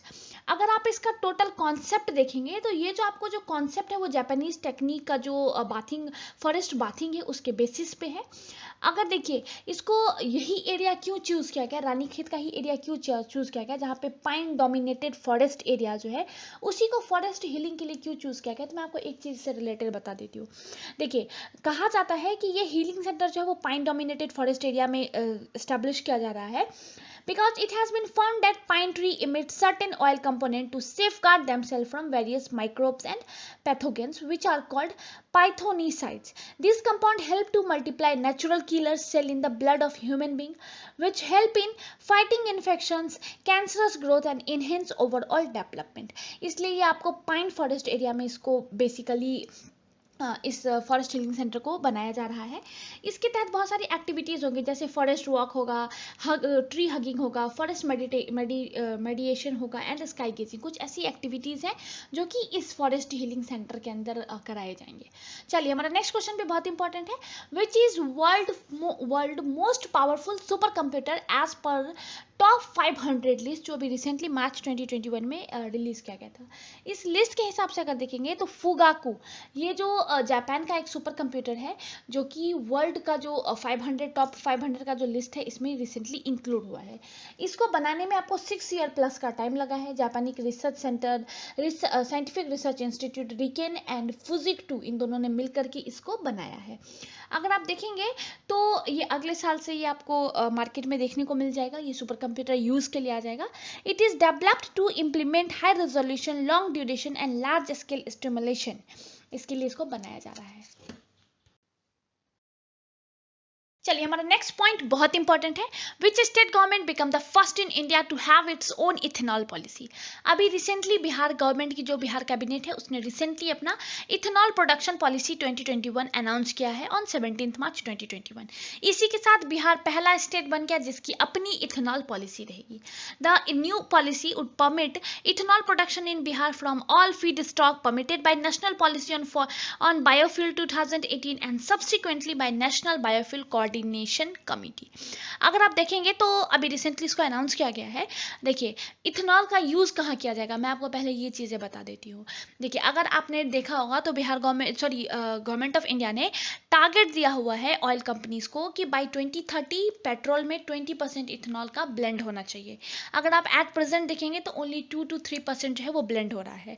अगर 20% के लिए अगर आप मान लीजिए बाहर पे डिपेंड होते हैं, फॉरेन कंट्रीज पर डिपेंड होते हैं, इथेनॉल को इंपोर्ट करते हैं तो गवर्नमेंट के ऊपर 4 सालों में 12,000 करोड़ रुपीस का जो है वो बर्डन आ जाएगा। लेकिन अगर इंडिया के स्टेट्स वगैरह अगर इनको प्रोड्यूस करती है तो इतना ज़्यादा तो इंडियन गवर्नमेंट का फाइनेंशियल जो वो आपको प्रॉफिट हो जाएगा, एक विन विन सा सिचुएशन आ जाएगा। दूसरा इसके बहुत सारे प्रॉफिट हो जाएंगे। अगर मैं बताऊँ तो अभी रिसेंटली जो ये बिहार गवर्नमेंट पॉलिसी लेकर के आई है इसके लिए उन्होंने बहुत सारे सब्सिडीज वगैरह भी दिए हुए हैं। जैसे अगर आप देखेंगे कि इथेनॉल के मैन्युफैक्चरिंग यूनिट के लिए एडिशनल कैपिटल सब्सिडी सब्सिडी 15% का दे रही है। वहीं अगर आप मशीनरी के लिए देखेंगे तो मैक्सिमम 5 करोड़ का सब्सिडी दे रही है। अगर इसी के साथ बहुत सारे फी एग्जाम्पशंस भी करिए, रजिस्ट्रेशन फी नहीं ले रही, स्टैम्प ड्यूटीज़ वगैरह नहीं ले रही है, बहुत सारे ऐसे उनको फेवरेबल सिचुएशन दे रही है ताकि वो इंडस्ट्रीज़ यहाँ पे आकर के लगा सके। देखिए, आपको पता है कि बिहार जो स्टेट है यहाँ पे एक नेचुरल प्लेस है इथेनॉल के प्रोडक्शन के लिए। अगर आप शुगर केन देखेंगे तो बिहार यूपी जैसे स्टेट में सबसे ज़्यादा उपजता है। यहाँ पे 160 लाख मेट्रिक टन जो है वो शुगर केन का प्रोडक्शन होता है। इसका सिर्फ हाफ ही जो है वो शुगर इंडस्ट्रीज यूज़ करती है। आधा से ज़्यादा जो है या तो वो सरगल के वेस्ट हो जाता है या फिर किसान इतना ज़्यादा प्रोडक्शन भी नहीं करते, क्योंकि ये एक क्या बोलूँ आपको, एक ऐसा क्रॉप नहीं है जिससे आपको प्रॉफिट मिल सके ज़्यादा। वहीं अगर आप मेज देखेंगे तो 40 लाख मेट्रिक टन्स यहाँ पे प्रोडक्शन होता है। ब्रोकन राइस देखेंगे वो भी यहाँ पे काफ़ी ज़्यादा मात्रा में जो है वो प्रोडक्शन होता है। तो गवर्नमेंट ऑफ इंडिया ने अब परमिशन दे दिया है कि इथेनॉल के प्रोडक्शन के लिए from B heavy molasses, C heavy molasses, grain unfit for human consumption like sugar cane juice, sugar syrup, इन सब चीज़ों से अब आप इथेनॉल को प्रोड्यूस कर सकते हैं। तो बिहार में ये सारी चीज़ें तो बहुत ज़्यादा मात्रा में मिल रही है। तो अगर यहाँ पे इथेनॉल की इंडस्ट्रीज़ वगैरह, इथेनॉल प्रोडक्शन के लिए इंडस्ट्रीज़ वगैरह लगती है, ऊपर से गवर्नमेंट इतनी ज़्यादा, बिहार गवर्नमेंट इतनी ज़्यादा सब्सिडीज़ भी दे रही हैं, तो लगती है तो यहाँ पे 2-3 चीज़ों का प्रॉफिट हो जाएगा। पहला तो ये जो वेस्ट मटेरियल जो अभी हमारा जो जितना भी क्रॉप से जो वेस्ट हो रहा है, उनको ये इंडस्ट्रीज़ बहुत अच्छे तरीके से ले सकती है, यूटिलाइज कर सकती है। दूसरा, किसानों को भी क्या रहेगा कि इससे प्रॉफिट मिल जाएगा, जो उनकी चीज़ें बर्बाद हो रही थी उसके लिए भी उनको पैसे मिल रहे हैं। यहाँ पे एम्प्लॉयमेंट काफ़ी ज़्यादा बढ़ जाएगा। और दूसरा सबसे ज़्यादा इसका इंपॉर्टेंट पॉइंट ये हो जाएगा कि गवर्नमेंट ऑफ इंडिया पे जो इथेनॉल को इंपोर्ट करने का जो बर्डन आएगा वो काफ़ी ज़्यादा कम हो जाएगा। एक बहुत अच्छी पॉलिसी है। साथ ही इस पॉलिसी में इन सब चीज़ों को भी कहा गया है कि अगर मान लीजिए आप SC ST EBC वुमेन्स हैं, डिफरेंटली एबल्ड हैं, वार हैं, विडोज़ हैं, इन लोगों को अलग सब्सिडीज़ दी जाएगी। जो नॉर्मल सब्सिडीज़ जो 15% की थी, एडिशनल कैपिटल सब्सिडी जो 15% की थी, वो इन लोगों को 15.17% का दिया जाएगा। Of cost of plant, machinery वगैरह के लिए अगर आप देखेंगे जो पहले 5 करोड़ रुपीज़ का था मैक्सिमम, वो इन SC STs, इन जो कुछ स्पेशल कैटेगरीज हैं, इनको 5.25 करोड़ रुपीज़ का दिया जाएगा। तो इसके फर्स्ट स्टेज का क्लियरेंस के लिए कहा जा रहा है कि आपको 7 वर्किंग डेज में आपका क्लियरेंस कर दिया जाएगा। जो आपके प्रोस्पेक्टिव इन्वेस्टिगेशंस वगैरह हैं वो सब बहुत जल्दी मतलब इनका प्रोसीजर जो है वो कहा जा रहा है कि बहुत फास्ट अप आपका सारी चीज़ें क्लियर की जाएंगी। अगर आप एट प्रेजेंट देखेंगे तो 12,000 करोड़ लीटर जो है इथेनॉल पर ईयर जो है बिहार प्रोड्यूस कर रहा है, और इसी के साथ ये 5th highest ethanol producing states में आता है। In India 5th highest ethanol producing states में आता है। इस इंडस्ट्रीज के आने से बिहार में बहुत ज़्यादा प्रॉफिट होगा। बिहार में एक तो एम्प्लॉयमेंट भी मिलेगा, दूसरा इस पोस्ट कोविड के टाइम पे जितने भी लेबर्स वगैरह बाहर से आ रहे हैं उनको एम्प्लॉयमेंट मिल जाएगा। जो फार्मर्स हैं जिनकी बहुत सारे क्रॉप्स वेस्ट हो जा रहे थे, वो लोग प्रोडक्शन नहीं कर रहे थे, उनको भी इन सब चीज़ों के लिए पैसे मिल जाएंगे। और बिहार गवर्नमेंट की जो फाइनेंशियल डिपार्टमेंट है उनको भी काफ़ी ज़्यादा प्रॉफिट मिलेगा। तो टोटली ये जो पॉलिसी है ये एक विन विन पॉलिसी है अगर ये अच्छे से इम्प्लीमेंट हो पाती है तो। चलिए, हमारा नेक्स्ट क्वेश्चन है, CM of which state has recently launch its fact check website and Twitter account. तो आंध्र प्रदेश के जो CM है YS जगन मोहन रेड्डी जी, उन्होंने रिसेंटली अपना एक फैक्ट चेक वेबसाइट और ट्विटर अकाउंट लॉन्च किया था। हमारा नेक्स्ट क्वेश्चन है, who has been given Maharashtra Bhushan award 2020। ये अवार्ड जो है वो आशा भोसले जी को दिया गया है। अगर मैं आपको महाराष्ट्र भूषण अवार्ड के बारे में बताऊँ तो एक प्रेस्टिजियस अवार्ड है एंड हाईएस्ट अवार्ड है which is presented annually by the Maharashtra government. 1969 से सेटअप किया गया था, उसके बाद से हर एक साल दिया जा रहा है। अगर आप इसके फर्स्ट रिसिपेंट का नाम देखेंगे तो वह है पुरुषोत्तम लक्ष्मण देश पांडे। ये जो अवार्ड है in the field of art, literature, sports and science, और बाद में जाकर के ये journalism, social work, health services and public administration जैसे फील्ड में भी दिया जाने लगा। और इस साल ये अवार्ड जो है वो आशा भोसले जी को दिया गया था। इसके बाद उन्होंने एक ट्वीट करके महाराष्ट्र गवर्नमेंट का आभार जताया था। चलिए, हमारा नेक्स्ट क्वेश्चन है, काला नमक paddy is grown in which part of UP. तो ये आपको ईस्ट यूपी में ये जो क्रॉप है वो आपको ग्रो किया जा रहा है।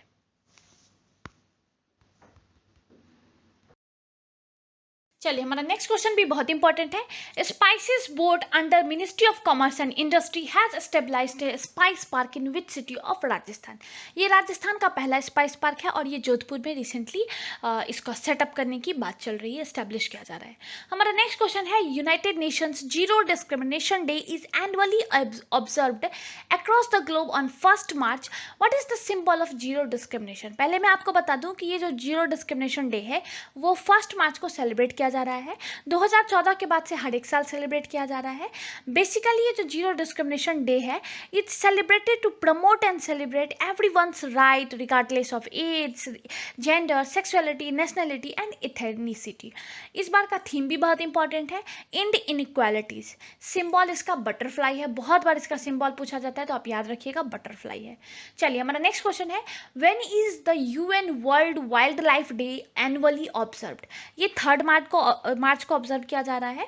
और अगर आप इसका इस बार का थीम देखेंगे, बहुत इंपॉर्टेंट है, forest and livelihood sustaining peoples and planet. चलिए हमारा नेक्स्ट क्वेश्चन है, what is the theme of 2021 world hearing day that is annually observe by WHO on March 3rd? इस बार का थीम था hearing care for all, screen, rehabilitate and communicate.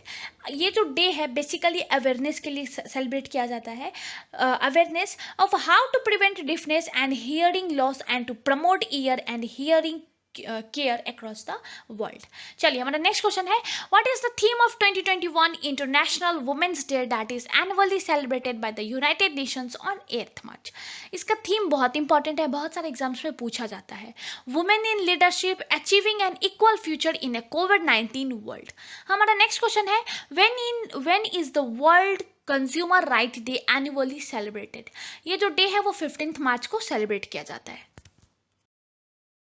चलिए हमारा next question बहुत इंपॉर्टेंट है, what is the theme of 2021 international day of action for reverse that is annually observed across the globe on 14 मार्च 2021? देखिए इस बार का theme बहुत important है, राइट्स ऑफ रिवर। ये जो डे है बेसिकली डेडिकेट किया जाता है to save, celebrate and make people around us aware about our life saving source of water. चलिए हमारा नेक्स्ट क्वेश्चन है, world sparrow day is annually observed across the world on 20 March को ये celebrate किया जाता है। ये बेसिकली अवेयरनेस फैलाने के लिए सेलिब्रेट किया जाता है, डिफरेंट इवेंट्स ऑर्गेनाइज किए जाते हैं। हाउ टू सेव स्पैरोज, इस बार का थीम बहुत इंपॉर्टेंट है, I love sparrows, the house sparrow as the state bird of Delhi and Bihar. चलिए हमारा नेक्स्ट क्वेश्चन है, Frontier Gandhi my life and struggle is an autobiography of. ये जो है ऑटोबायोग्राफी है खान अब्दुल्ला गफ्फार खान की। ये एक पॉलिटिशियन है, बहुत इंपॉर्टेंट है, अगर बुक से ऑथर पूछा जाएगा, बुक्स एंड ऑथर में, तो आप इस बुक को देख लीजिए, ये जरूर पूछा जाएगा। चलिए हमारा नेक्स्ट क्वेश्चन है, world thyroid day is observed on. World thyroid day जो है 25 मई को सेलिब्रेट किया जाता है। हमारा नेक्स्ट क्वेश्चन है, what is the campaign launched by ministry of जल शक्ति towards water conservation on the occasion of 2021 world water day? तो कैंपेन जो था इसका नाम था जल शक्ति अभियान कैच द रेन। हमारा नेक्स्ट क्वेश्चन है, what is India's rank in the world happiness report 2021 released by United Nations sustainable development solution network? ये जो रिपोर्ट है वर्ल्ड हैप्पीनेस रिपोर्ट वो UNSDSN के द्वारा रिलीज किया जाता है। अगर आप इस बार इंडिया की रैंकिंग देखेंगे तो 139 है आउट ऑफ 149। वहीं 2019 में देखेंगे तो आपको 140 था। अगर आप टॉप की कंट्रीज देखेंगे तो Iceland, Finland, Norway, New Zealand and Rwanda जैसी कंट्रीज जो है वो टॉप पोजीशन पे है। आइसलैंड 12th कॉन्जिक्यूटिवली टाइम जो है 12वीं बार ऐसा है जो इस वर्ल्ड हैप्पीनेस रिपोर्ट के टॉप पोजीशन पे है। वहीं अगर आप इंडिया का देखेंगे तो 3rd वर्स्ट परफॉर्मिंग स्टेट है, कंट्री है in South Asia. Bangladesh worst performing country है इन साउथ एशिया। बहुत इंपॉर्टेंट है ये रिपोर्ट, बहुत बार एग्जाम्स में पूछा जाता है। हमारा नेक्स्ट पॉइंट है ग्लोबल जेंडर गैप इंडेक्स 2021। बहुत इंपॉर्टेंट है ये इंडेक्स, एग्जाम में बहुत बार पूछा जाता है। ये रिपोर्ट जो है वो WEF के द्वारा रिलीज किया जाता है। अगर आप इस बार इंडिया का रैंक देखेंगे तो 140 है, वहीं अगर आप 2020 में देखेंगे तो 112 इंडिया का रैंक था। रैंक 1 पे आइसलैंड है। 15th एडिशन था जो कि WEF के द्वारा रिलीज किया गया था। पहला एडिशन जो है 2006 में रिलीज किया गया था। इसी के साथ एक और चीज़ बता देती हूँ कि WEF का जो हेडक्वार्टर है वो आपको स्विट्जरलैंड में है। चलिए हमारा नेक्स्ट क्वेश्चन है, according to the report by SIPRI, 5th largest exporter of arm in the world in 2016 to 2020। तो 5 लार्जेस्ट एक्सपोर्टर जो है आर्म्स के, वो अगर आप देखेंगे तो वो है यूएसए टॉप पे है, उसके बाद रशिया है, फ्रांस है, जर्मनी है एंड चाइना है। India has become 24th largest exporter of arm in the world. वहीं इंडिया जो है वो second largest importer of arm in the world है। अगर आप इंडिया के टॉप 3 सप्लायर्स ऑफ आर्म्स देखेंगे तो वो आपको रशिया है जिससे 49% वो लेता है, फ्रांस से 18% लेता है, वहीं इसराइल से आपको 13% जो आपको आर्म्स का सप्लाईज है वो मोस्टली इन 3 कंट्रीज जो हैं जिस पे इंडिया डिपेंड करता है। चलिए हमारा नेक्स्ट क्वेश्चन भी बहुत इंपॉर्टेंट है। Name the country that is building world first platypus sanctuary. देखिए ये एक ऐसा मैमल है ना जो भागता है, दूर भागता है, ये ग्रुपिंग में या फिर किसी एनिमल्स के साथ नहीं रहना चाहता है। अगर आप देखेंगे तो ये मोस्टली आपको ईस्टर्न ऑस्ट्रेलिया और इंक्लूडिंग तस्मानिया, इन एरियाज में प्लेटिपस जो है वो काफ़ी ज़्यादा मिलता है। लेकिन 2019 और 2020 में जो समर्स में वहाँ पे आग लग जाती है, इसकी वजह से इनकी जो प्रजाति है वो कहीं विलुप्त होती जा रही है। इसको वहाँ पे जो है वो विलुप्त होती जा रही है। इसके लिए वहाँ की जो गवर्नमेंट है उन्होंने एक बहुत बड़ा इनिशिएटिव लिया है, वर्ल्ड का फर्स्ट प्लेटिपस सेंचुरी वहाँ पे क्रिएट की जा रही है। जिस नेचुरल इन्वायरमेंट में वो रहते हैं जैसे पॉन्ड वगैरह हो गया, उन सारी चीज़ों के अंदर ही इनको रखा जाएगा ताकि ये काफ़ी ज़्यादा सुरक्षित रहे और ये विलुप्त ना होते जाए। चलिए हमारा नेक्स्ट क्वेश्चन भी बहुत इंपॉर्टेंट है। Which water bodies were connected through the Suez Canal. तो Mediterranean Sea and Red Sea जो है ये कनेक्टेड है स्वेज कैनाल से। स्वेज कैनाल अगर आप देखेंगे तो एक आर्टिफिशियल सी लेवल का वाटर बेस है। हमारा नेक्स्ट क्वेश्चन बहुत इंपॉर्टेंट है। Which city with a million plus population has top the 2020 ease of living index that was released by ministry of housing and urban affairs. अगर आप इस report के हिसाब से देखेंगे तो यहाँ पे 2 कैटेगरीज की गई थी सिटीज़ की, million plus and less than millions. Million plus में देखेंगे तो बेंगलुरु, पुणे, अहमदाबाद, चेन्नई एंड सूरत, ये टॉप की 5 कंट्री सिटीज़ थी।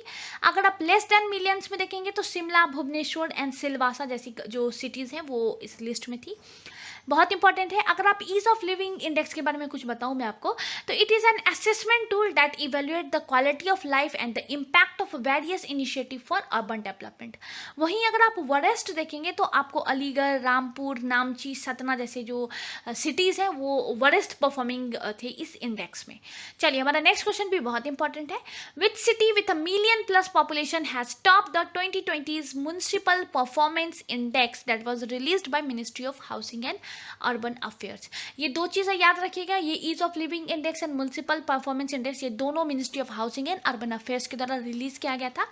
यहाँ पे भी दो कैटेगरीज में सिटीज़ को डिवाइड की गई थी, million plus and less than millions. अगर आप मिलियन प्लस में देखेंगे तो इंदौर, सूरत, भोपाल जो है ये टॉप पोजिशंस पे थे। वहीं अगर आप लेस देन मिलियंस में देखेंगे तो न्यू दिल्ली, तिरुपति एंड गांधीनगर ये जो है वो टॉप 3 पोजिशंस पे थे। वरेस्ट अगर आप देखिएगा तो अमृतसर, गुवाहाटी, बरेली, धनबाद जैसे जो सिटीज़ हैं वो वरेस्ट परफॉर्मिंग थे इस इंडेक्स में। बहुत इंपॉर्टेंट है, एग्जाम में बहुत बार पूछा जाता है। चलिए हमारा नेक्स्ट क्वेश्चन भी बहुत इंपॉर्टेंट है। What was India's rank in the 2020 world air quality report released by IQ air. ये IQ एयर एक स्विस ऑर्गेनाइजेशन है जिसके द्वारा ये रिपोर्ट प्रिपेयर किया जाता है और रिलीज भी किया जाता है। इसके हिसाब से अगर आप इंडिया का रैंक देखेंगे तो 3rd है इस कैटेगरी में। इस रिपोर्ट का एक मेजर हाईलाइट था कि out of the 22 countries 22 cities जो हैं वो इंडिया की है मोस्ट पॉल्यूटेड सिटीज़ की लिस्ट में। यहाँ पे डिफरेंट कैटेगरीज रखे गए थे। जैसे अगर आप देखेंगे वर्ल्ड सिटी रैंकिंग में तो जिंकिंग एक चाइना का सिटी है जो कि मोस्ट पॉल्यूटेड था, फॉलोड बाय गाजियाबाद जो कि उत्तर प्रदेश का एक सिटी है। अगर आप मोस्ट पॉल्यूटेड कैपिटल सिटीज़ देखेंगे तो दिल्ली है, फॉलोड बाय ढाका। इसी के साथ साथ अगर आप मोस्ट पॉल्यूटेड कंट्रीज देखेंगे तो बांग्लादेश, पाकिस्तान और इंडिया जैसी कंट्रीज हैं जो कि बहुत ज़्यादा पॉल्यूटेड है। इंडिया का जो टॉप अगर आप 10 देखेंगे उसमें 8 सिटीज़ ऐसी हैं जो कि मोस्ट पॉल्यूटेड हैं, जिसमें अगर आपको आएगा बुलंदशहर, बिसराख, जालापुर, नोएडा, ग्रेटर नोएडा, कानपुर, लखनऊ, ये तो कुछ यूपी की सिटीज़ हो गए। इसी के साथ भिवानी जो कि राजस्थान का है और दिल्ली, ये कुछ सिटीज़ हैं जो कि इस वर्ल्ड एयर क्वालिटी रिपोर्ट में मोस्ट पॉल्यूटेड सिटीज़ की लिस्ट में आ रही थी।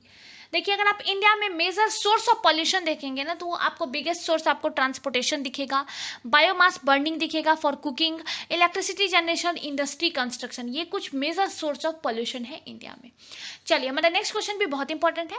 What is India's rank in the world happiness report 2020 released by UN sustainable development solution network. इस नेटवर्क के हिसाब से इंडिया का अगर आप रैंक देखेंगे तो 139 है आउट ऑफ 149। वहीं अगर आप 2019 में देखेंगे तो इंडिया का रैंक 140 था। अगर आप टॉप की कंट्रीज देखेंगे इस लिस्ट के हिसाब से, तो Iceland, Finland, Norway, New Zealand and Rwanda जैसी कुछ कंट्रीज हैं जो कि टॉप के पोजीशन पे थे। आइसलैंड जो है वर्ल्ड हैप्पीनेस रिपोर्ट में लगातार 12वें साल ये टॉप पोजीशन पे रहा था। वहीं अगर आप साउथ एशिया में इंडिया की रैंकिंग देखेंगे तो थर्ड वर्स्ट परफॉर्मिंग कंट्री थी। अगर आप साउथ एशिया में देखेंगे तो बांग्लादेश जो है वो फर्स्ट वर्स्ट परफॉर्मिंग कंट्री थी। चलिए, हमारा नेक्स्ट क्वेश्चन है, name the first major US bank to offer access to bitcoin funds. तो मॉर्गन स्टैनली जो बैंक है जिसका हेडक्वार्टर न्यूयॉर्क में है, उसने अभी रिसेंटली एसेस कर दिया है बिटकॉइन फंड्स को। चलिए, हमारा नेक्स्ट क्वेश्चन बहुत इंपॉर्टेंट है, name the organisation that has started project rehab. पहले मैं आपको रीहब का फुल फॉर्म बता देती हूँ। इसका फुल फॉर्म है reducing elephant human attack using bee. ये अभी रिसेंटली लॉन्च किया गया है, khadi and village industries commission के द्वारा ये प्रोजेक्ट यूनिक प्रोजेक्ट है जो कि लॉन्च किया गया है। इसके तहत क्या हो जाएगा कि ह्यूमन और एलिफेंट का जो इंटरेक्शन है वो हनी बीज के थ्रू उनको कम किया जाए। ये बेसिकली ये जो प्रोजेक्ट है आपको वो नागरहोले नेशनल पार्क और टाइगर रिजर्व जो है इसमें ह्यूमन और एलिफेंट का कॉन्फ्लिक्ट काफ़ी ज़्यादा प्रॉन होता था। इन एरियाज़ के लिए ये पायलट प्रोजेक्ट जो है इन्हीं एरियाज़ के लिए बनाया गया है। टोटल कॉस्टिंग देखेंगे तो 15 लाख रुपीज़ का है। ये एक तरीके का सब मिशन है under the KVIC national honey mission. While the honey mission is a programme to increase the bee population, honey production and bee keepers income by setting up apiaries. Project rehab uses bee boxes as an fence to prevent the attack of elephants. देखिए, पहले human और इसके लिए बहुत ज़्यादा human और elephant का जो कॉन्टैक्ट ना हो सके, कॉन्फ्लिक्ट ना हो सके, इसके लिए बहुत सारे डिफरेंट यूज़ किए जाते थे। जैसे बहुत ज़्यादा गड्ढा वगैरह बनाया जाता था, फलाना, वो काफ़ी ज़्यादा एक्सपेंसिव हो जाता था। तो अब एक न्यू टेक्निक यूज़ किया गया है, हनी बीज के जो बॉक्सेज है ना उनको एज ए फेंस के रूप में यूज़ किया जाएगा। KVIC has set up 15 to 20 interspersed bee boxes at each of the 4 location in the passageways of elephant human conflict zone to block the interest of elephant to human habitations. The boxes are connected with a string so that when elephant attempt to pass through a tug or pull causes the bees to strand the elephant head and disgorge them from processing further.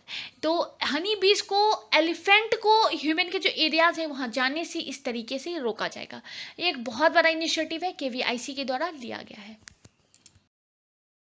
चलिए, हमारा next question भी बहुत important है, संसद TV. अभी recently Lok Sabha TV और Rajya Sabha TV को मर्ज करके संसद टीवी बनाया गया है। देखिए, अगर मैं आपको लोकसभा टीवी बताऊं तो ये लॉन्च हुआ था 2006 में, वहीं राज्यसभा टीवी 2011 में लॉन्च हुआ था। इसकी इन दोनों टीवीज़ के अलग अलग चलने की वजह से क्या होता था, गवर्नमेंट पे काफ़ी ज़्यादा बर्डन आता था। इसलिए इन्होंने बहुत टाइम से ये बातें चल रही थी और अभी रिसेंटली जो कमेटी बनाई गई थी उनकी तरफ से ये कहा गया कि इसको मर्ज करके संसद टीवी बनाया जाए। संसद टीवी जो है वो आपको लोकसभा टीवी जो एरिया है वहीं पे उसी ऑफिस से इसको चलाया जाएगा ताकि कॉस्टिंग भी बच जाए और गवर्नमेंट को इससे प्रॉफिट भी हो। चलिए, हमारा नेक्स्ट क्वेश्चन है, the Mars 2020 perseverance rover belonging to which country. ये USA से बिलोंग करता है। अभी रिसेंटली अगर आपने देखा होगा तो इन्होंने मार्स से जो इमेजेस है वो भेजा था। मैंने इसके ऊपर भी एक वीडियो बनाया था, आप एक बार ज़रूर देख लीजिएगा। चलिए, हमारा नेक्स्ट क्वेश्चन है, आज़ादी का Amrit Mahotsav has been launched on. ये जो महोत्सव है, ये जो कैंपेन है वो 12 मार्च 2021 को हमारे PM मोदी जी के द्वारा लॉन्च किया गया है। अगले साल 2022 में हम लोग 75वां वर्षगांठ मनाएंगे हमारे आज़ादी का। इससे 75 वीक पहले ये लॉन्च किया गया है। बहुत सोच समझ के ये इनिशिएटिव जो है लॉन्च किया गया है। इसके तहत जितने भी फ्रीडम फाइटर्स थे उन पे चर्चा की जाएगी, उन पे बहुत सारी चीज़ें डिस्कशन किए जाएंगे, उन लोगों को अवेयर किया जाएगा उनके बारे में, और बहुत सारे डिफरेंट प्रोग्राम्स वगैरह डिजिटली ऑर्गेनाइज किए जाएंगे। चलिए, हमारा नेक्स्ट क्वेश्चन है, हर खरीद पर paid scheme was launched in dash by the central government. ये जो स्कीम है वो 2016-17 में लॉन्च किया गया था to encourage tree plantation on farm land along with crop and crop system to help the farmers get additional income and make their farming system more climate resilient and adapted. ये starting में 20 states में launch किए गए थे, जिसमें था Andhra Pradesh, Bihar, Chhattisgarh, Gujarat, Haryana, Himachal Pradesh, Jharkhand, Karnataka, Kerala, Madhya Pradesh, Maharashtra, Orissa, Punjab, Rajasthan, Tamil Nadu, Telangana, UP, Mizoram, Meghalaya and Nagaland. बाद में जाकर के इसको जम्मू एंड कश्मीर एंड लद्दाख में भी इसको फंडिंग पैटर्न 60-40 सेंट्रल और जो स्टेट गवर्नमेंट है उसकी फंडिंग पैटर्न्स के बेसिस पे इसको लॉन्च किया गया था। चलिए, इसके तहत क्या था कि आपका जो क्रॉपिंग लैंड है उसमें आप ट्रीज को भी लगाइए ताकि जो फार्मर्स है ना उनको एक्स्ट्रा इनकम हो सके, उनको एडिशनल इनकम हो सके। इसलिए गवर्नमेंट ऑफ इंडिया के द्वारा एक बहुत अच्छा इनिशिएटिव लिया गया था।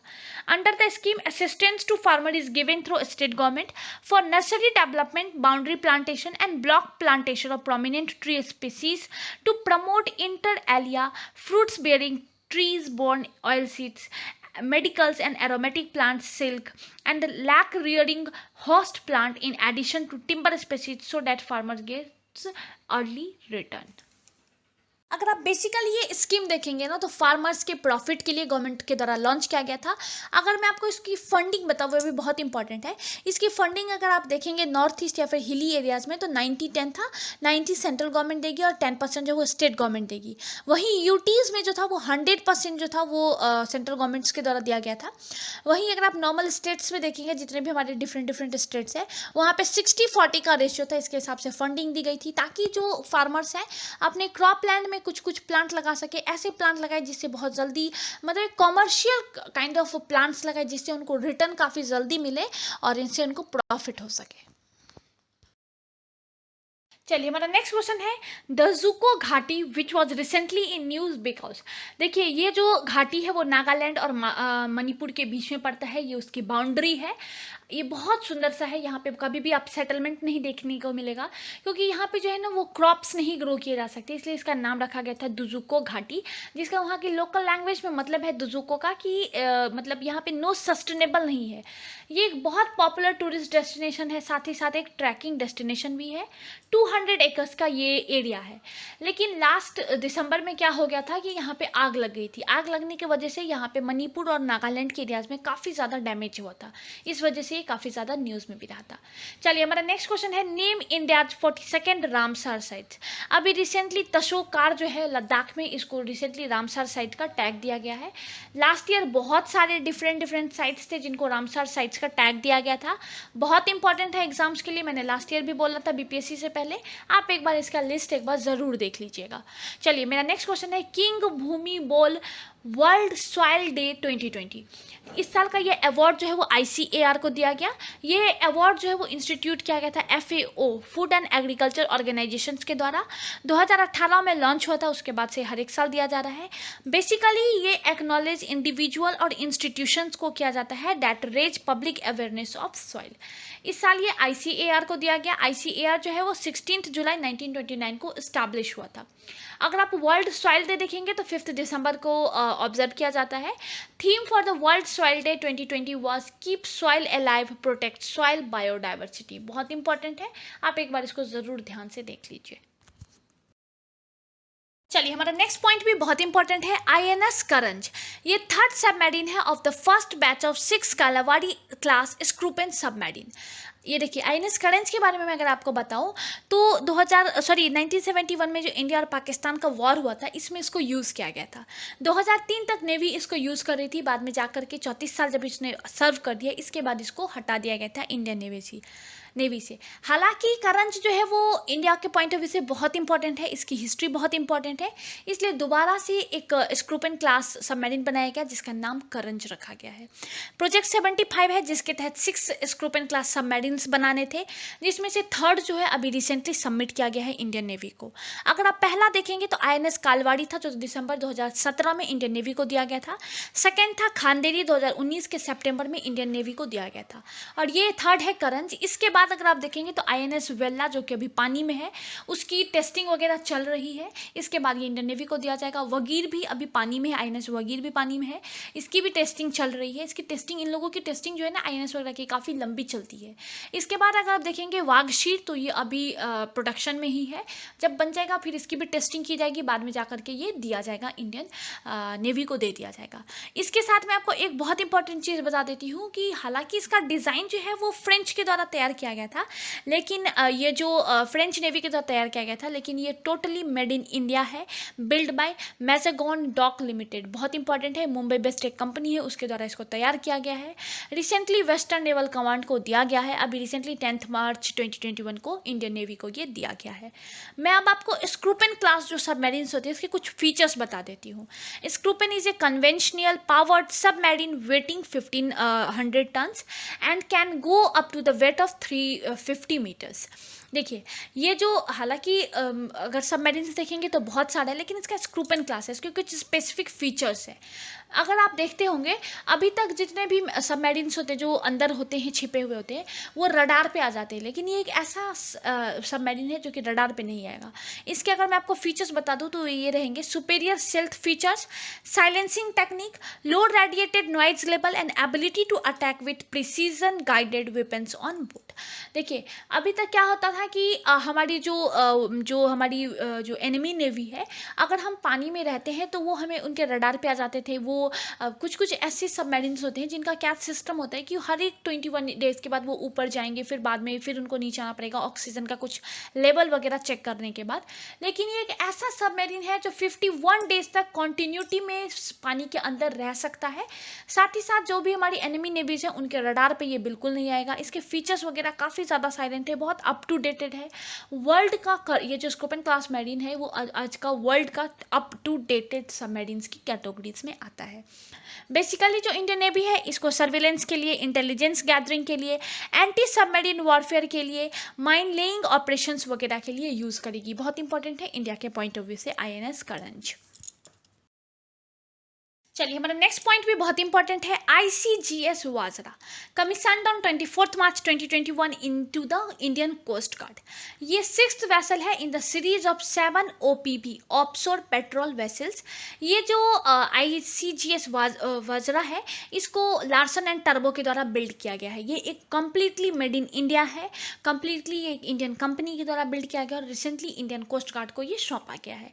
चलिए, हमारा नेक्स्ट क्वेश्चन भी बहुत इंपॉर्टेंट है। ग्राम उजाला स्कीम अभी रिसेंटली 24 मार्च 2021 को RK सिंह के द्वारा वाराणसी में इसको लॉन्च किया गया है, जिसके तहत क्या होगा कि जो ग्रामीण एरियाज हैं वहाँ पे आपको बहुत ही अफोर्डेबल चीपेस्ट प्राइस पे LED बल्ब जो है वो प्रोवाइड किए जाएंगे, that to be at Rs 10 rupees only में आपको प्रोवाइड किए जाएंगे रूरल एरियाज में।